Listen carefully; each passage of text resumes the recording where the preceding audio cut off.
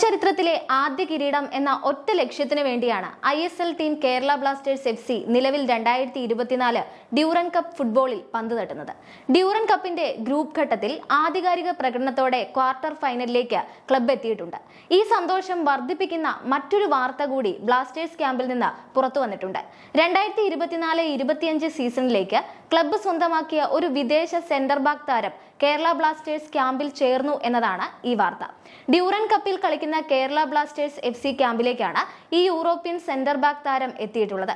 French ക്ലബ്ബായ Lens, Italian club Udinese, Spanish ക്ലബ്ബുകളായ Granada, Mallorca തുടങ്ങി യൂറോപ്പിലെ എണ്ണം പറഞ്ഞ ടീമുകൾക്ക് വേണ്ടി പന്ത് തട്ടിയ ചരിത്രമുള്ള അലക്സാണ്ടർ കോഫാണ് കേരള ബ്ലാസ്റ്റേഴ്സിന്റെ സംഘത്തിലേക്ക് ഇപ്പോൾ എത്തിയിട്ടുള്ളത്. സെന്റർ ബാക്ക്, റൈറ്റ് ബാക്ക് പൊസിഷനുകളിൽ മത്സരിക്കാൻ മിടുക്കനാണ് ഈ 32-കാരൻ.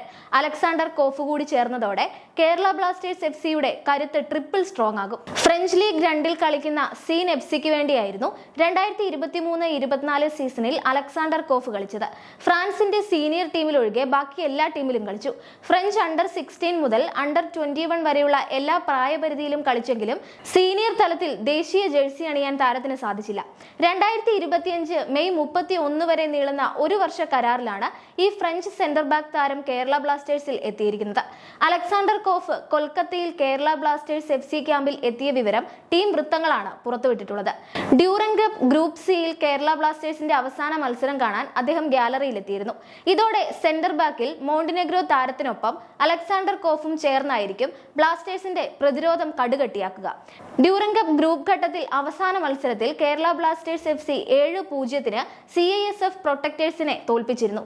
മൊറോക്കൻ ഫോർവേഡായ നോഹ സദയുടെ ഹാട്രിക്കാണ് കേരള ബ്ലാസ്റ്റേഴ്സിന് മിന്നും ജയമൊരുക്കിയത്. 9, 20, 89 മിനിറ്റുകളിലായിരുന്നു നോഹ സദവിയുടെ ഗോളുകൾ പിറന്നത്.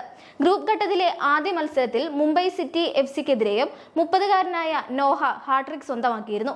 6-ാം മിനിറ്റിൽ ക്വാമെ പെപ്രയാണ് കേരള ബ്ലാസ്റ്റേഴ്സിന്റെ ആദ്യ ഗോൾ സ്വന്തമാക്കിയത്. ക്വാർട്ടറിൽ കേരള ബ്ലാസ്റ്റേഴ്സിന്റെ എതിരാളി ആരാണെന്ന് വ്യക്തമായിട്ടില്ല.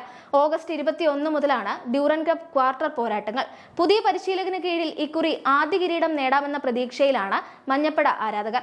മൈക്കൽ സ്റ്റാറേക്ക് കീഴിൽ ഗ്രൂപ്പ് ഘട്ടത്തിൽ കളിച്ച 3 മത്സരങ്ങളിൽ 2 ജയവും 1 സമനിലയുമാണ് ടീമിന്റെ സമ്പാദ്യം. ഈ 3 കളികളിൽ നിന്ന് 16 ഗോളുകൾ മഞ്ഞപ്പട അടിച്ചുകൂട്ടി എന്നതാണ് ശ്രദ്ധേയം.